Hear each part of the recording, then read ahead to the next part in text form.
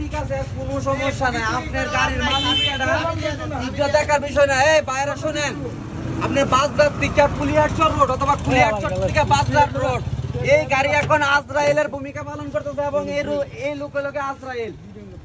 এরা হলো প্রত্যেকদিন অ্যাক্সিডেন্ট করে এবং ট্রাক মালিক, এটা আপনারা জানেন যে এটার কোনো লাইসেন্স নাই, গাড়ি স্টার্ট দিবা না, এটার কোনো লাইসেন্স নাই, সরকারের সাইনের ট্যাক্স পা না।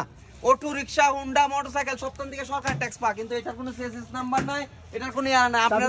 আপনারা একটা জিনিস জানেন কিনা আমি জানি না, এই ট্রাক বাংলাদেশে ঢুকে হলো হাল চাষ করার জন্য, শুধু হাল চাষ করার জন্য ঢুকে, কিন্তু বাংলাদেশের অসাধু কিছু ব্যবসায়ীরা এটা বাংলাদেশে আনার পরে আপনি বডি লাগায়, এই বডির মধ্যে বালু ভরে। দেখেন আপনার কুলিয়ারচর টু বাজার যে রোড, এই বালু দেখেন আপনার ইউনুসার এবং ট্রাক মালিক পক্ষ বলছে যে প্রত্যেকটা ট্রাকের মধ্যে আপনার সাইমানা থাকবে। এই বালু উইরা গিয়ে দেখেন, এই বালু উইরা গিয়ে মানুষের চোখে মুখে পড়ে এবং অ্যাক্সিডেন্ট হয়।